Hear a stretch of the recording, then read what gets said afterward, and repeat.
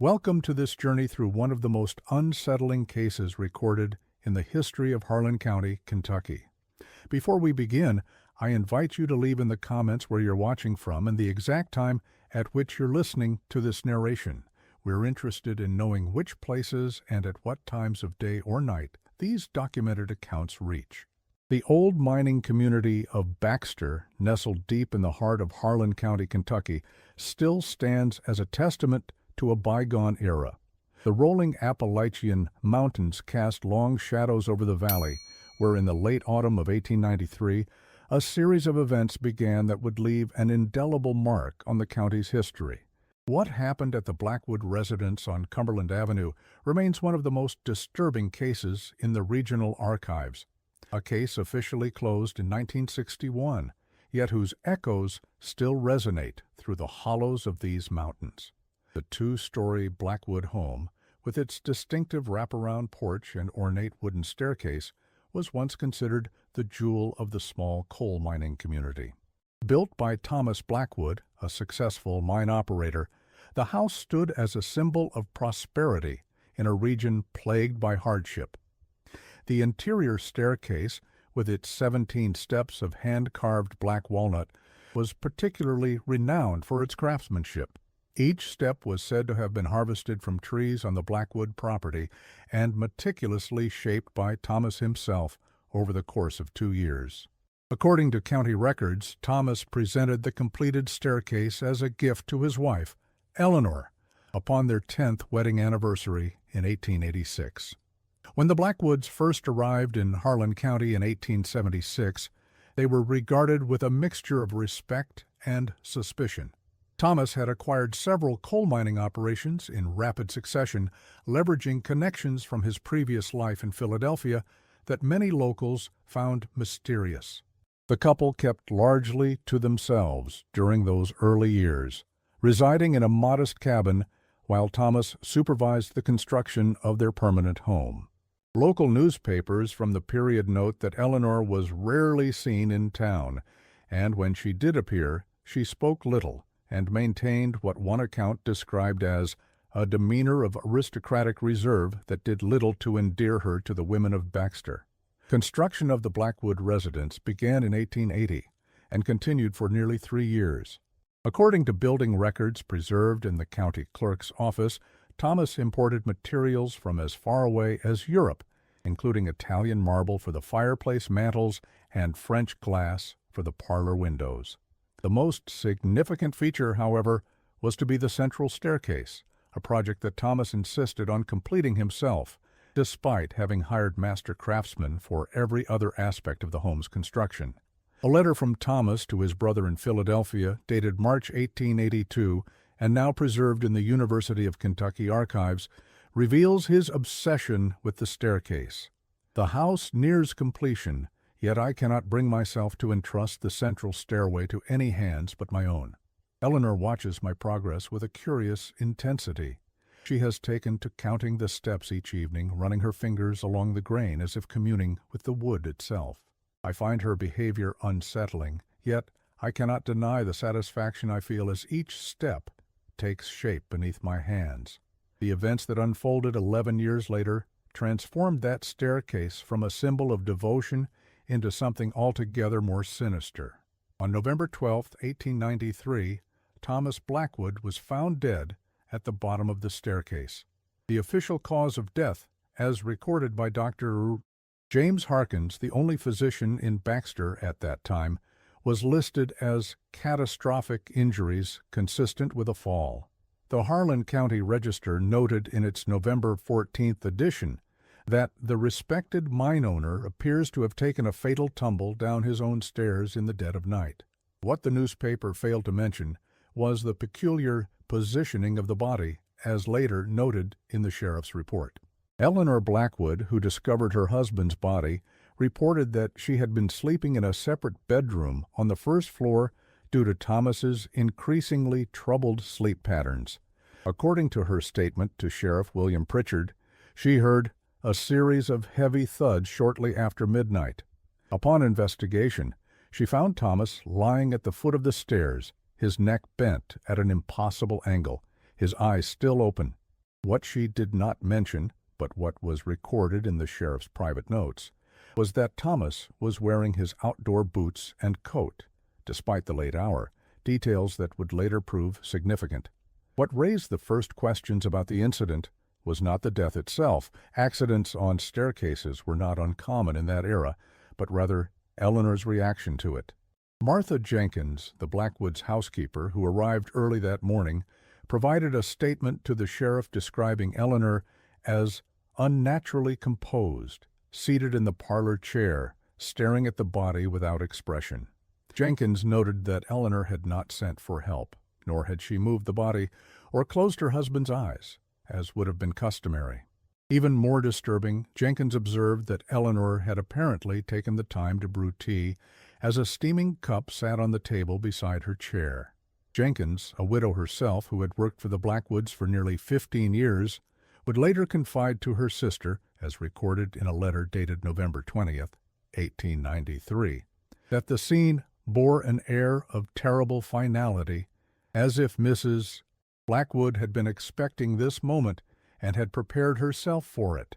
Jenkins also noted that Eleanor's nightgown appeared freshly changed, an odd detail given the circumstances, and that there was a small leather-bound book open on her lap, which she quickly closed upon Jenkins's arrival.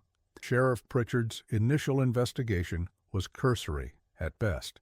Thomas Blackwood was a powerful man in the county, and his death, while tragic, appeared accidental. The funeral was held 3 days later at the Baxter Methodist Church, attended by virtually the entire community. Eleanor Blackwood, dressed entirely in black, stood silent and expressionless throughout the service. It was at this funeral that the whispers began, whispers that would grow louder as the years passed. Reverend Samuel Holcomb, who presided over the funeral, later wrote in his personal journal, "Never have I witnessed such a strange funeral." The widow shed not a single tear, and when called upon to cast the first earth upon the coffin, she performed the action with such deliberation that several mourners exchanged glances. More disturbing still was her insistence that the burial service include the reading of Psalm 91, with its references to treachery and vengeance, rather than the customary passages of comfort and hope. The following month saw Eleanor withdraw almost entirely from community life. The blinds of the Blackwood house remained drawn at all hours, and Eleanor was rarely seen outside the property. When she did venture into town, residents reported that she wore her funeral attire and spoke only when absolutely necessary. "Mrs. Blackwood has become a ghost in her own life," wrote Reverend Howard Matthews in his personal journal, dated February 1894. "Her grief has transformed her into something hollow." What few knew at the time was that Eleanor had commissioned a peculiar alteration to the home's interior. Joseph Miller, a carpenter from neighboring Bell County, was hired to modify the staircase. According to Miller's invoice, dated January 18, 1894, he was paid to reinforce the banister and secure each step with additional bracing. Miller later confided to his brother, as recorded in a letter dated March 1894, that Mrs. Blackwood insisted I examine each step multiple times, testing it with far more weight than any human might place upon it. Her manner was most unsettling, watching with such intensity as I worked. Miller's letter continued with a detail he had not included in any official statement. Most peculiar was her insistence that I create a hidden compartment beneath the lowest step, a space just large enough to conceal a small object, accessible only to one who knew of its existence. When I inquired as to its purpose, she fixed me with such a gaze that I dared not ask again. I completed the work as requested, though it troubles me still. By spring of 1894, rumors about the Blackwood household had evolved from whispered concerns to outright suspicion. The catalyst for this shift was the discovery of a ledger in Thomas Blackwood's office at the mine. According to Harlan County mining records, Thomas had been preparing to sell his shares in the operation, a fact he had apparently kept from his wife. More significant was an amendment to his will, filed with the county clerk just 2 weeks before his death, which substantially reduced Eleanor's inheritance in favor of establishing a fund for the miners' families.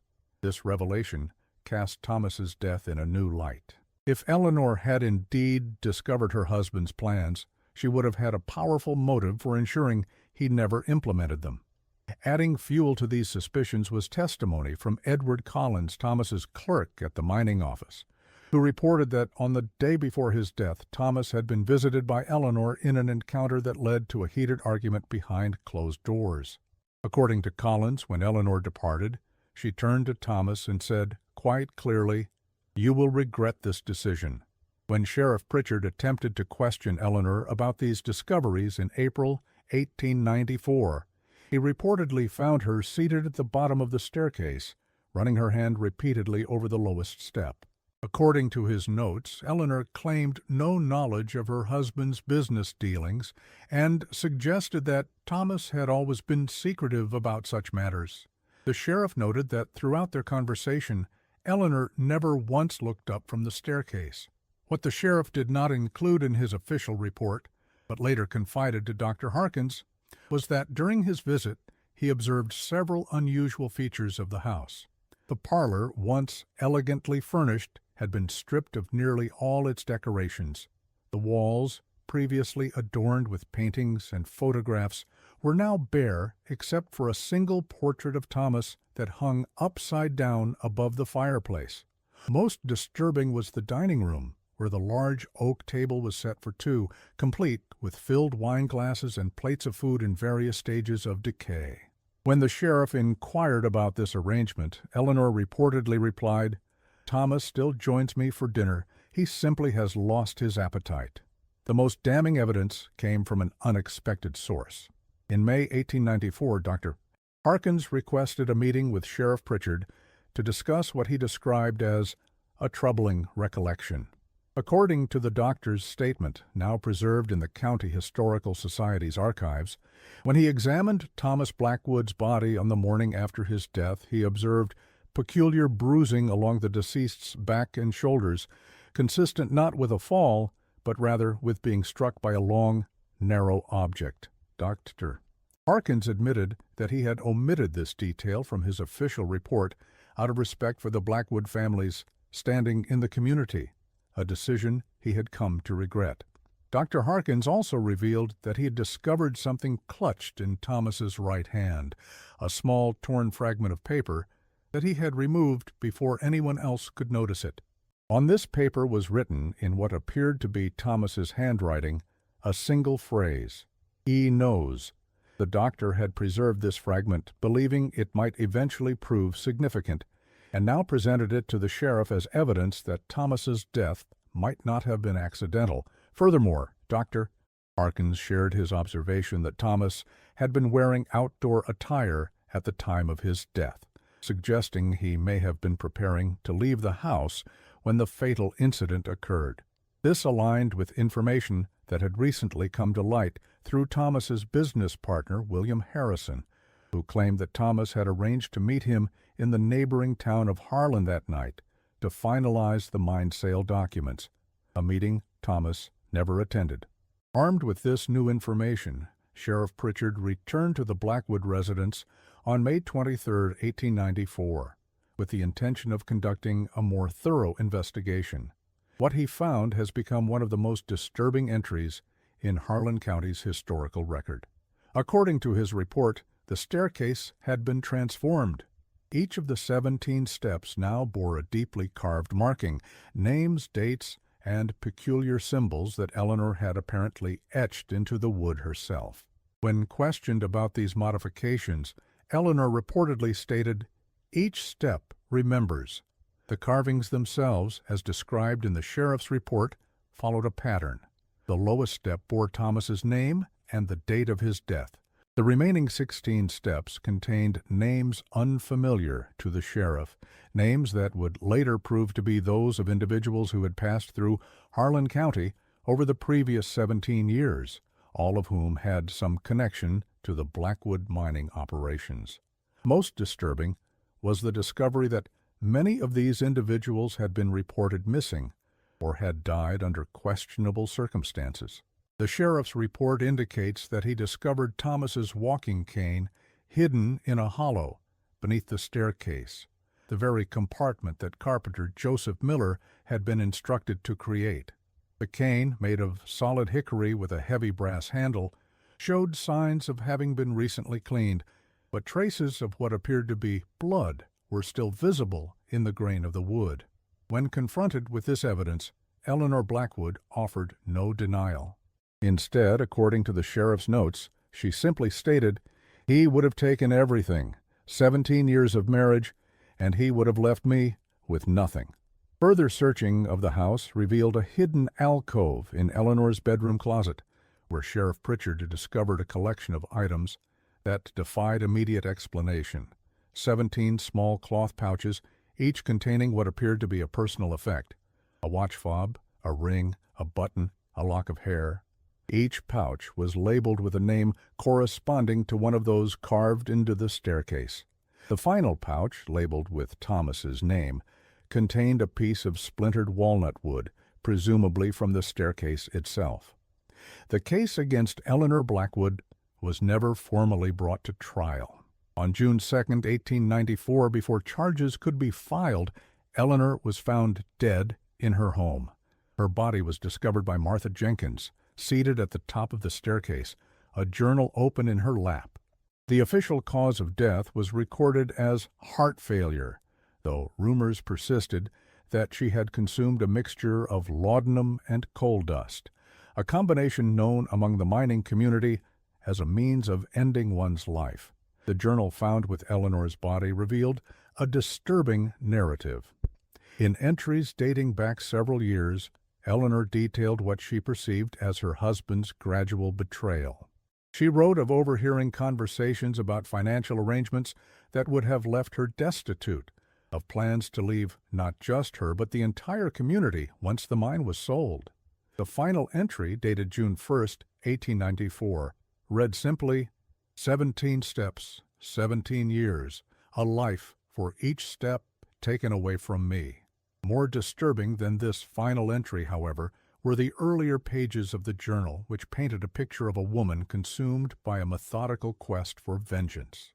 Eleanor wrote of collecting debts from those who had wronged her or her husband, describing in clinical detail how she had engineered opportunities to confront each individual on her list. While she never explicitly confessed to murder, the implications were clear, particularly in entries like, "Mr. Sullivan will no longer spread his falsehoods about Thomas's business practices." The mine shaft proved deeper than he anticipated. Martha Jenkins, upon finding Eleanor's body, immediately sent for Sheriff Pritchard. While waiting for his arrival, she reportedly took the liberty of reading through portions of Eleanor's journal. What she discovered so disturbed her that, according to her later testimony, she removed several pages before the sheriff arrived, burning them in the kitchen stove. When questioned about this action, Jenkins claimed that some of the content was too terrible to preserve, and that she had acted out of respect for the dead. What exactly those pages contained has remained a subject of speculation ever since. The Blackwood house remained vacant for nearly a decade after Eleanor's death. In 1903, it was purchased by the Eastern Kentucky Coal Company and converted into administrative offices. Workers reported strange occurrences in the building, inexplicable sounds emanating from the staircase, a persistent chill in the air regardless of season, and an overwhelming sense of being watched when ascending or descending the steps. By 1910, the company had relocated its offices to a new building in town, citing structural concerns with the old Blackwood property. Harold Wilson, who served as the company's night watchman during those years, provided an account of his experiences in a recorded interview conducted by the Harlan County Historical Society in 1952. "That staircase wasn't right," Wilson stated. "Nobody wanted to use it. Men would walk all the way around the building to use the back stairs rather than set foot on those steps. I myself counted them every night, 17 steps, though sometimes in the darkest hours it seemed like there might be 18 or 16, as if they shifted when no one was looking." Wilson also reported finding objects rearranged in the morning, despite the building being securely locked overnight. Most notably, he described an incident in which he discovered all 17 steps covered in what appeared to be coal dust, arranged in distinct footprint patterns ascending and descending the staircase, despite no one having entered the building. After reporting this incident to his superiors, Wilson was reassigned to another location, and the company accelerated its plans to relocate. In 1925, local historian Frederick Dawson began researching the Blackwood case as part of a broader study of Harlan County's history. His notes, archived at the University of Kentucky, describe his visit to the abandoned house and his examination of the infamous staircase. Each step bears the weight of memory, he wrote. The markings, though weathered by time, remain visible, 17 names, though only Thomas's is recognizable. The others, I suspect, represent grievances, real or imagined, accumulated over 17 years of a marriage that ended in blood. Dawson's research led him to trace the history of each name carved into the staircase. His findings, never formally published but preserved in his research notes, suggest that Eleanor's collection began long before Thomas's death. The first name on the staircase, carved into the 17th step at the very top, belonged to Samuel Porter, a land surveyor who had been involved in establishing the boundaries of the Blackwood mining claims in 1876. Porter had disappeared while surveying a remote section of the property, his body discovered weeks later at the bottom of a ravine, a death ruled accidental at the time. The 16th step bore the name Jonathan Hayes, a banker from Philadelphia who had handled the initial financing for Thomas's acquisition of the mines. Hayes had visited Harlan County only once in 1877 and had died shortly after returning home, reportedly from typhoid fever. Dawson's investigation revealed that Hayes had been preparing to call in a substantial loan to Thomas just before his untimely death, a circumstance that would have derailed the Blackwoods' ambitions in the region. Each subsequent step bore the name of someone who had, in some way, presented an obstacle to the Blackwoods' rise to prominence. Some had died of apparently natural causes, others in accidents, and a few had simply vanished, their disappearances attributed to the transient nature of the mining community. What connected them all, Dawson concluded, was that their removal had benefited Thomas and Eleanor Blackwood in some tangible way. Most chilling was Dawson's suggestion that Thomas himself had been complicit in these earlier deaths, unaware that he was helping to establish a pattern that would eventually include him. The evidence suggests, Dawson wrote, that the Blackwoods operated as a team in the early years, eliminating threats to their growing empire. Only when Thomas prepared to abandon the partnership did he find himself inscribed upon the lowest step, the final name in a ledger of vengeance 17 years in the making. The property changed hands several times over the following decades, but no owner managed to remain for longer than a few years. By the 1940s, the house had fallen into severe disrepair, the roof partially collapsed, the windows shattered. Yet the staircase, according to local accounts, remained remarkably intact, as if preserved by some force that the elements could not touch. Local children began to dare one another to enter the abandoned house, particularly on Halloween night. According to regional folklore collected by Dr.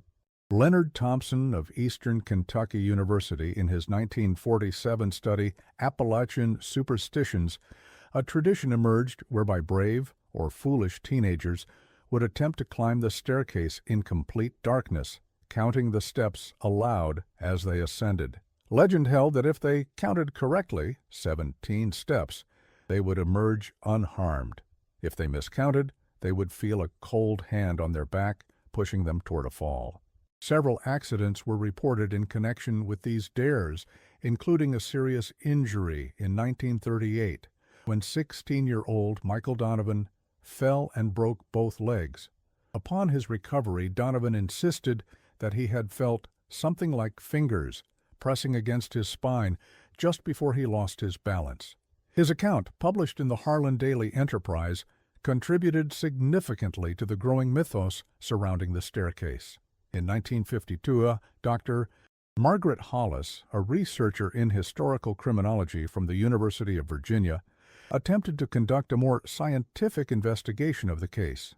Her monograph, Domestic Homicide in Appalachia, the Blackwood Case Study, proposed that Eleanor Blackwood had likely suffered from what would now be recognized as paranoid personality disorder exacerbated by the isolation of her life in the mining community. Dr.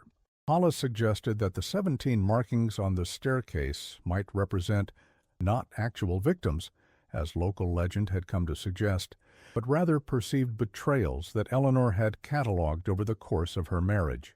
Dr. Hollis's research uncovered evidence that Eleanor had led a troubled life long before arriving in Harlan County.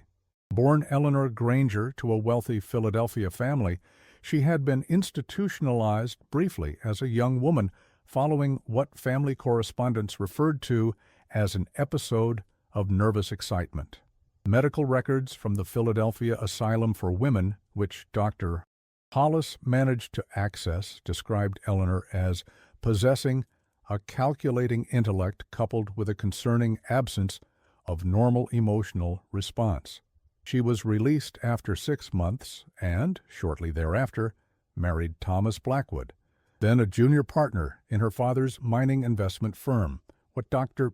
Hollis found particularly significant was that Eleanor's marriage coincided with the deaths of both her parents in a house fire, a tragedy that left her the sole heir to the Granger fortune, which subsequently funded Thomas's acquisition of the Harlan County mines.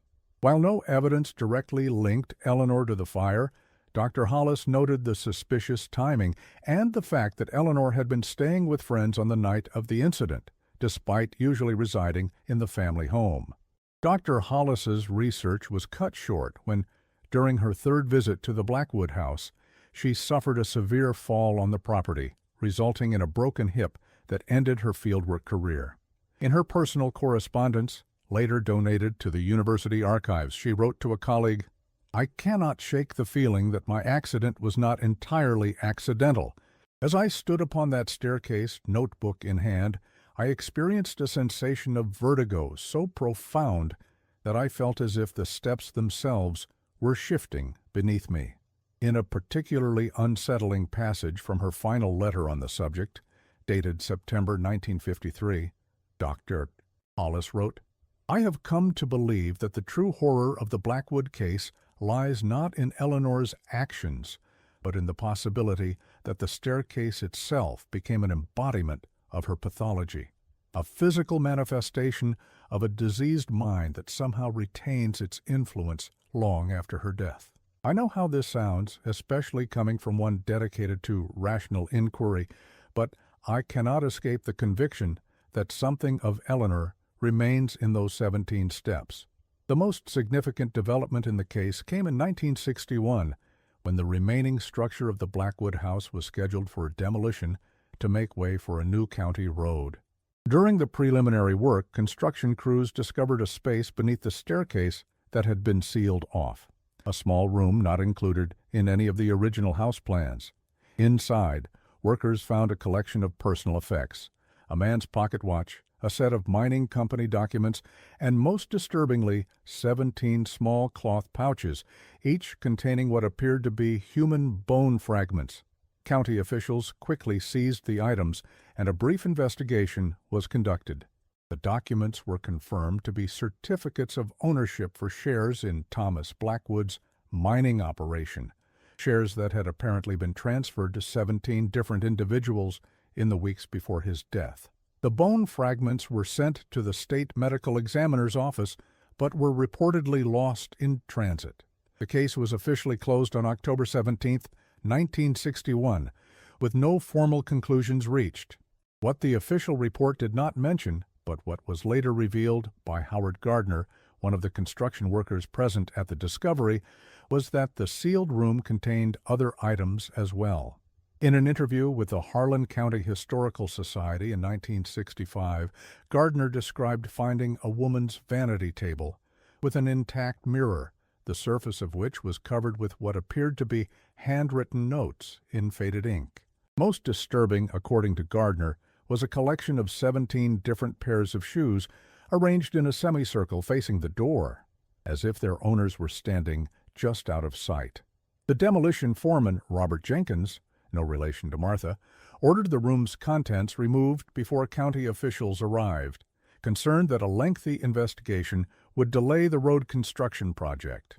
According to Gardner, Jenkins instructed his men to burn the items in a pit behind the property, an action for which he was later reprimanded but never formally charged.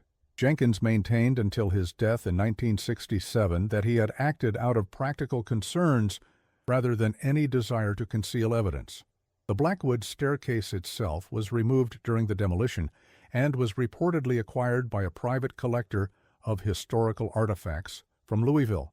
Its current whereabouts remain unknown, though rumors occasionally surface in Harlan County of its appearance in private homes throughout Kentucky, always followed by unexplained accidents or sudden deaths. One such incident occurred in 1964, when wealthy coal magnate William Stanton purchased what was claimed to be the original Blackwood staircase for his newly constructed mansion in Lexington. 3 months later, Stanton was found dead at the bottom of the stairs, his neck broken in a manner eerily reminiscent of Thomas Blackwood's demise. The staircase was removed from the home by Stanton's widow, and its subsequent fate remains undocumented. In 1968, the last official mention of the case appeared in the Journal of Appalachian History. In an article titled Folklore and Fact, The Legacy of the Blackwood Murder, historian Thomas Reynolds wrote, "What remains most disturbing about the widow's staircase is not the possibility that Eleanor Blackwood murdered her husband, but rather the implication in her journal that Thomas was merely the last in a series of deaths for which she felt justified. The 17 markings, the 17 pouches, these suggest a pattern of retribution stretching back through the years of their marriage, victims whose disappearances may have gone unnoticed in a community where transient mine workers came and went with the seasons." Reynolds also addressed the persistent legends that had grown around the staircase, noting that, while rational explanation can account for much of what has been attributed to supernatural causes, the consistency of accounts regarding the staircase's influence is harder to dismiss. If we accept that places can absorb and reflect the emotional energies imprinted upon them, a concept embraced by many cultures throughout history, then perhaps the widow's staircase serves as a particularly potent example of this phenomenon. Today, the site where the Blackwood house once stood is marked only by a small clearing alongside Highway 421. No plaque commemorates the events that occurred there, no official recognition of the lives that ended in that place. Yet, local residents still speak in hushed tones of the widow's staircase and warn against counting steps when ascending or descending any staircase after dark. Particularly persistent is the belief that staircases with exactly 17 steps are inherently dangerous, a superstition that has influenced local architecture for generations. Contractor Samuel Wilson, interviewed for a 2002 article in the Harlan Daily Enterprise, stated that he had encountered numerous clients who specifically requested that their homes be built with either 16 or 18 steps between floors, never 17. "It's just one of those things that people around here take seriously," Wilson explained. "Call it superstition if you want, but the Blackwood story left its mark on this community in ways that are still evident." The last known photograph of the staircase, taken during the 1961 demolition and preserved in the Harlan County Historical Society's archives, shows the 17 steps in remarkable detail. The markings are clearly visible, weathered by time, but unmistakable. And at the bottom of the image, barely perceptible in the shadows, appears what some claim is the figure of a woman in black, her hand resting possessively on the lowest step. Photographic analysis conducted in 1985 by Dr. Richard Summers of the University of Kentucky's Department of Historical Preservation concluded that the apparent figure was most likely a combination of shadow and deteriorated film quality. However, Dr. Summers noted in his report that, while the scientific explanation points to photographic artifact rather than spiritual manifestation, the image's resemblance to period descriptions of Eleanor Blackwood is undeniably striking. Those who have studied the Blackwood case over the decades have proposed various theories about what truly happened in that house on Cumberland Avenue. Some suggest that Eleanor was indeed a calculating murderer who eliminated her husband when she discovered his plans to divest from the mine and alter his will. Others propose a more complex narrative, that Thomas's death was merely the culmination of a pattern of abuse and control, and that Eleanor's actions were born of desperation rather than malice. A particularly compelling interpretation was offered by Dr. Elizabeth Morgan in her 1997 book, Women's Justice, Gender and Power in Appalachia. Morgan proposed that Eleanor Blackwood represented an extreme example of a woman taking control in a society that afforded her few legitimate avenues for power. In the context of late 19th century Appalachia, Morgan wrote, a woman's status was entirely dependent on her husband's position. For Eleanor, the prospect of Thomas's betrayal represented not just financial ruin, but complete social erasure. Her response, while monstrous in its execution, can be understood as a perverted form of self-preservation. What cannot be disputed is the lasting impact the case has had on Harlan County. Local architecture from the early 1900s shows a marked decrease in the inclusion of elaborate staircases in residential buildings. Even today, some older residents refuse to live in two-story homes, citing the persistent legend of the widow's staircase as their reason. In 1972, a fire destroyed much of the county courthouse, resulting in the loss of numerous historical records, including some related to the Blackwood case. While the essential documentation had been microfilmed and preserved, many of the original photographs, physical evidence, and handwritten notes were lost forever. This loss has only added to the case's mystique, creating gaps in the historical record that have been filled by speculation and folklore. Perhaps the most chilling aspect of the case lies not in what is known, but in what remains undiscovered. If the 17 markings on the staircase did indeed represent 17 lives, then 16 victims remain unidentified, their stories untold, their fates bound eternally to a woman whose own tale ended at the top of a staircase she had transformed into a macabre memorial. In 1966, an elderly man named Robert Carpenter gave an interview to the Harlan Daily Enterprise in which he claimed to have worked as a young assistant to Sheriff Pritchard during the original investigation. According to Carpenter, the sheriff had confided in him a detail never included in the official reports, that Eleanor Blackwood had whispered something to him during their final confrontation. She told him, Carpenter recounted, every step remembers, not just the last but all that came before. The newspaper dismissed Carpenter's account as the embellishment of an old man seeking attention, and no corroborating evidence for his employment with the sheriff's office has ever been found. However, in 1998, during the renovation of the old sheriff's office, by then converted to a local history museum, workers discovered a small tin box concealed within a wall cavity. Inside was a collection of personal notes written by Sheriff Pritchard, including one dated May 23, 1894, the day of his final interview with Eleanor Blackwood. The note contained a verbatim quotation, matching what Carpenter had claimed more than 30 years earlier, lending credence to his account and raising questions about what other aspects of the case might have been omitted from official records.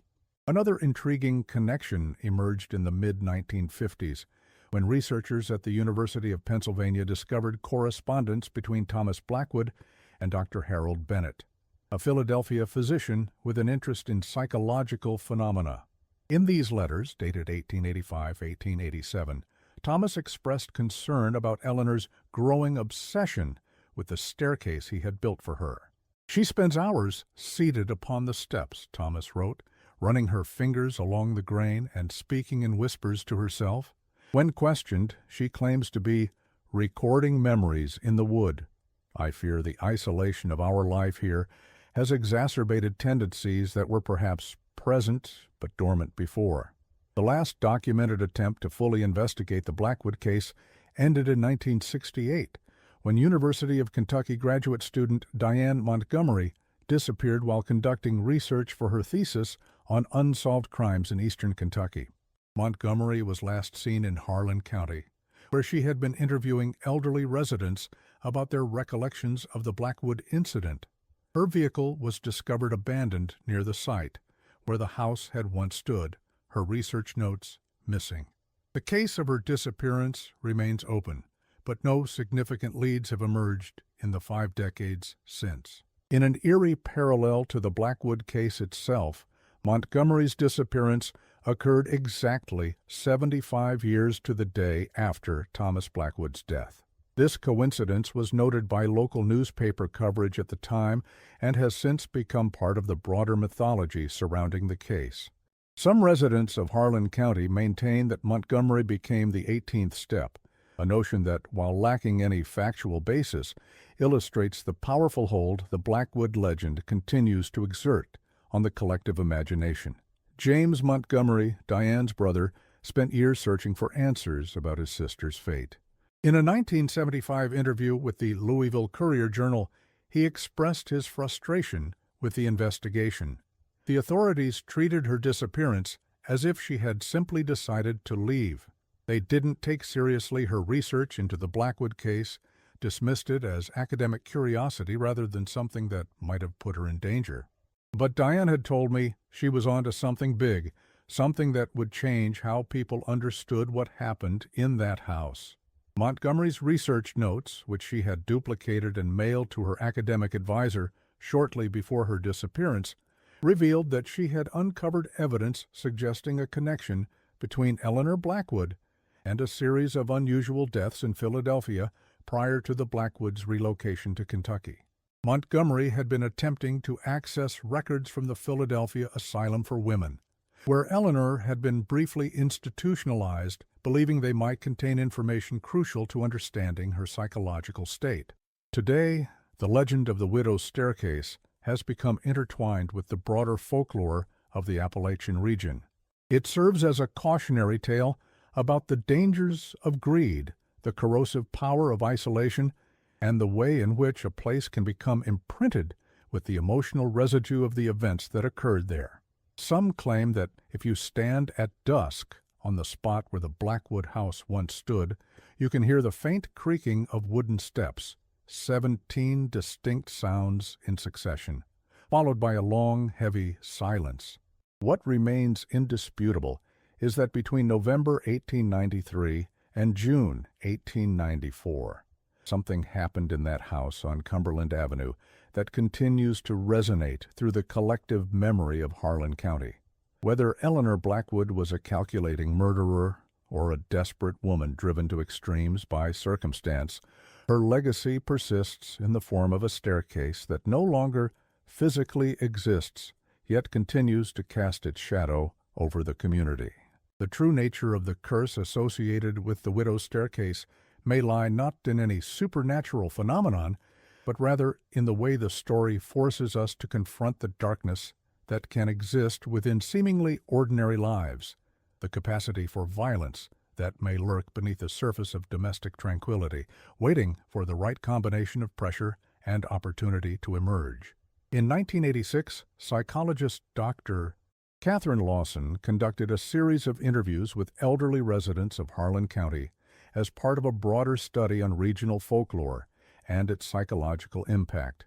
Her findings, published in the Journal of Appalachian Studies, suggested that the Blackwood case had become a framework through which the community processed anxieties about domestic violence, economic precarity, and the unique vulnerabilities faced by women in isolated rural settings. What makes the widow's staircase legend so enduring, Dr. Lawson wrote, is not its supernatural elements, which are relatively minimal compared to other regional ghost stories, but rather its psychological resonance. Eleanor Blackwood represents both victim and perpetrator, a woman who responded to betrayal with methodical violence, yet whose actions can be understood, if not condoned, within the context of her limited options. Particularly notable was Dr. Lawson's observation that the staircase itself had become a powerful symbol within local storytelling traditions. Staircases inherently connect different levels of a home, she noted, serving as a transitional space between public and private spheres.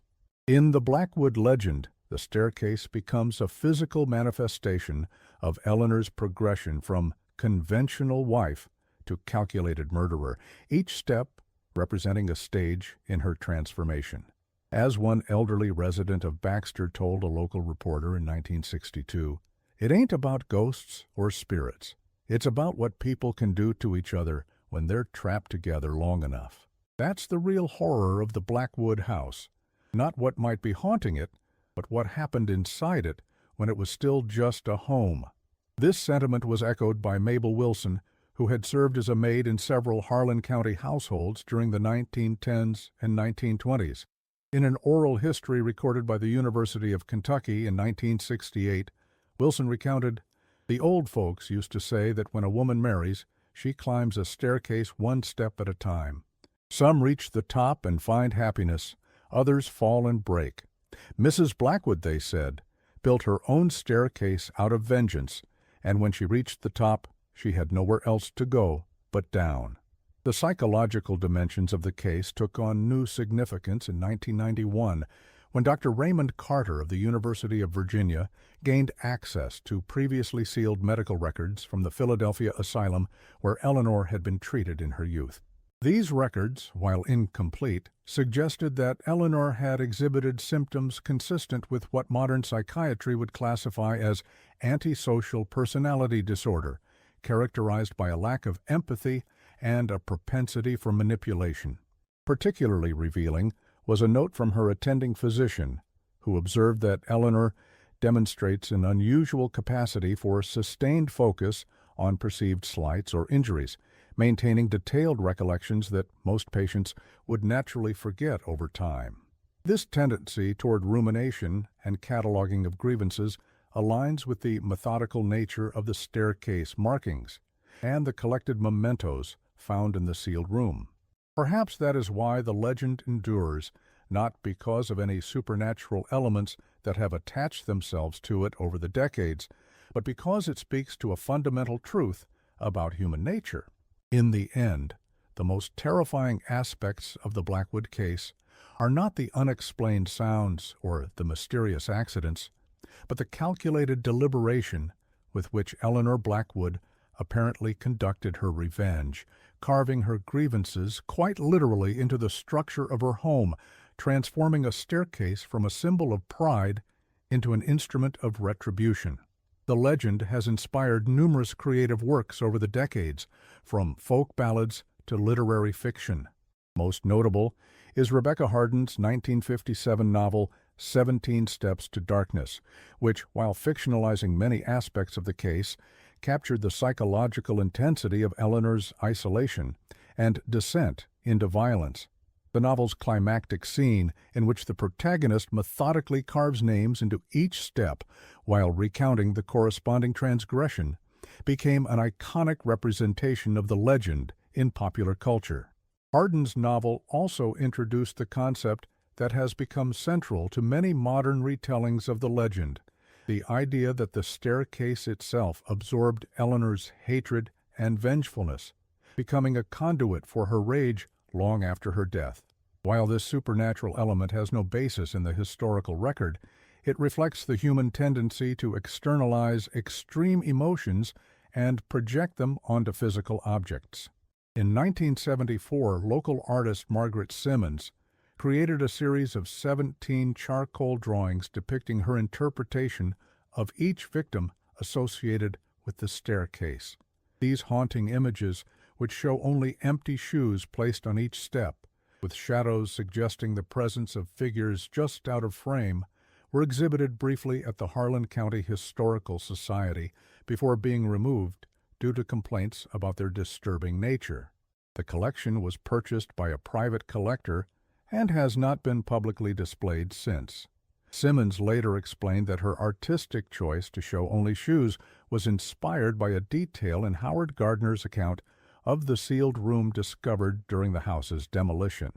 The image of 17 pairs of shoes arranged in a semicircle, as if their owners were still present but invisible, struck me as the perfect metaphor for the lingering presence of the dead, Simmons stated in a 1980 interview. The victims in this story have been rendered invisible by time and by Eleanor's dominance of the narrative, yet their absence is palpable. And so the legend of the widow's staircase persists, a dark thread woven into the fabric of Harlan County's history. Each telling adds another layer to the narrative, another step in a staircase that continues to ascend into the shadows of collective memory. For those who know the story, every creaking floorboard, every unexplained sound in the night carries with it the echo of Eleanor Blackwood's final journal entry, 17 steps, 17 years, a life for each step taken away from me. The cultural impact of the Blackwood case extends beyond Harlan County. Throughout Appalachia, variations of the legend have emerged, adapted to local contexts but retaining the core elements: a vengeful woman, a symbolic staircase, and a series of deaths marked by methodical recording. In some versions, Eleanor becomes a folk hero of sorts, a woman who took justice into her own hands when conventional means of redress were denied her. Folklorist Dr. Samuel Thompson documented several of these regional variations in his 1983 study, Narratives of Feminine Retribution in Appalachian Folklore. Thompson noted that while male-centered revenge tales in the region typically featured direct confrontation and violence, female-centered narratives like The Widow's Staircase emphasized patience, planning, and psychological warfare, strategies that reflected women's historical lack of direct power within patriarchal social structures. What makes the Blackwood legend particularly significant, Thompson wrote, is that it presents a woman who worked within the domestic sphere, her literal and metaphorical domain, to exact revenge. The staircase, a central feature of the home, becomes weaponized, transformed from a symbol of domestic stability into an instrument of death. The records pertaining to the case were officially sealed by court order in 1968, with a stipulation that they remain closed for 75 years. Until 2043, the full truth of what happened in the Blackwood house, if indeed it was ever captured in those records, will remain beyond reach, and the legend of the widow's staircase will continue to evolve, shaped by the fears and fascinations of each new generation that encounters it. This sealing of records has itself become part of the legend, with various theories emerging about what information might be contained in the archived materials. Some speculate that the documents include evidence linking prominent local families to the victims named on the staircase, while others suggest that the sealed records contain proof of a broader conspiracy that Eleanor was gradually uncovering through her own investigations. Former county clerk Walter Harrison, who participated in the decision to seal the records, offered a more pragmatic explanation in a 1970 interview. Some of the material in those files pertains to individuals whose descendants still live in the community. The decision to seal them was made out of respect for privacy, not to conceal any great mystery. This explanation has done little to quell speculation, however, and the sealed records continue to represent a tantalizing unknown element in an already mysterious case. In the meantime, visitors to Harlan County occasionally report strange experiences: the sensation of being followed while walking up or down staircases, sudden vertigo that seems to come from nowhere, the feeling of a hand pressing against their back when no one is there. And in the oldest homes in Baxter, it is said that no staircase has exactly 17 steps, a small but significant architectural quirk that speaks to the enduring power of Eleanor Blackwood's legacy. The site where the Blackwood house once stood has itself become a place of informal pilgrimage. Though unmarked by any official memorial, local residents can point it out with ease. A cleared area alongside Highway 421 where nothing has been built since the demolition in 1961. Attempts to develop the property have consistently fallen through, with prospective buyers reporting a sense of unease about the location that they cannot quite explain. In 1978, a regional developer purchased the land with plans to construct a small shopping center. During preliminary work, bulldozers uncovered a collection of artifacts that had been overlooked during the original demolition, including fragments of the foundation and what appeared to be the remains of a root cellar.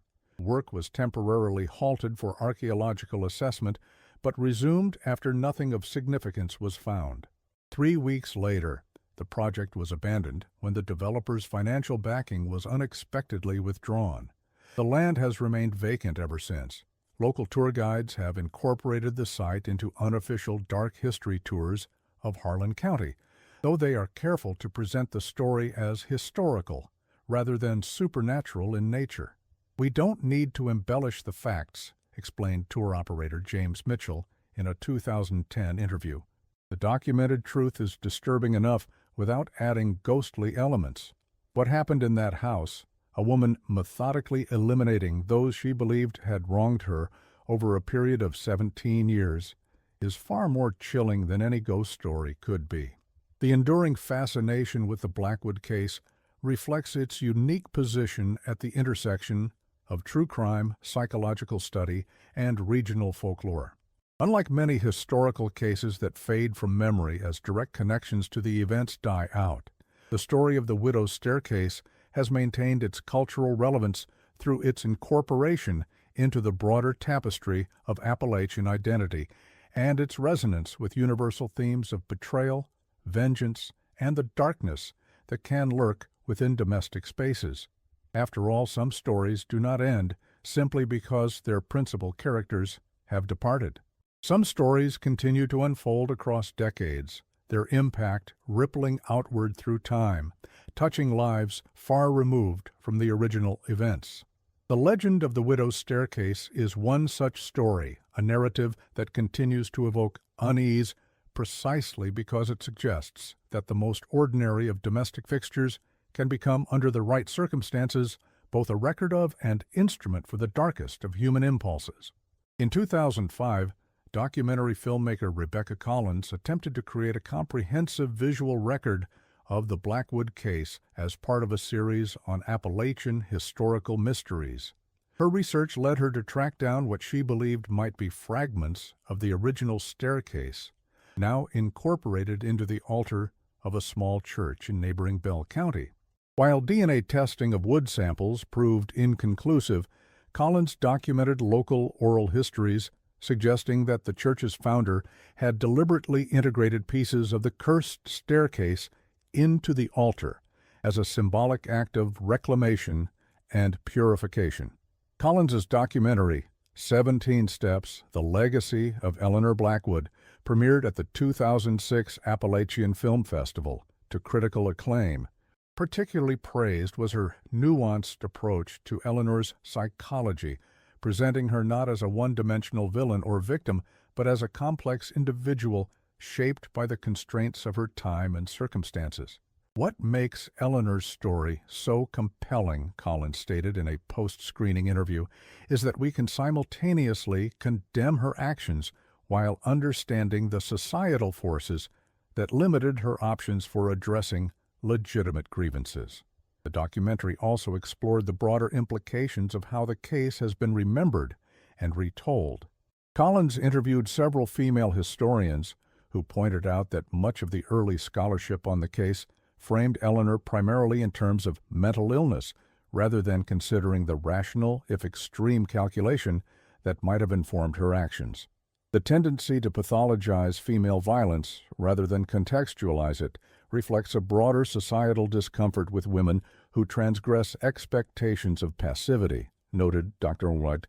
Jennifer Martinez, one of the experts featured in the film. And so, as darkness falls over the mountains of Harlan County, the legend lives on. A whispered warning, a remembered tragedy, a staircase that exists now only in memory, yet still seems to creak under the weight of footsteps from long ago. Each step in that vanished staircase represented a life altered or ended, a grievance recorded, a moment when Eleanor Blackwood chose vengeance over forgiveness, action over acceptance. Perhaps the true curse of the widow's staircase lies not in any supernatural persistence beyond the grave, but in the way the story forces us to confront uncomfortable truths about human nature, about the capacity for methodical cruelty that can exist within the most domestic of settings, about the thin line between justice and revenge, about how isolation and betrayal can transform a person step by step until they become unrecognizable even to themselves.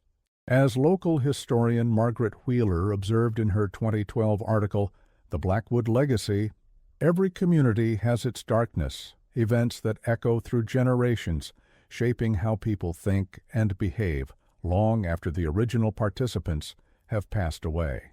For Harlan County, the Blackwood case represents a particular kind of darkness. Not the sudden violence of a mining disaster or a feud, but the slow, deliberate violence of a woman who turned her home, the very place meant to provide safety and comfort, into an instrument of retribution.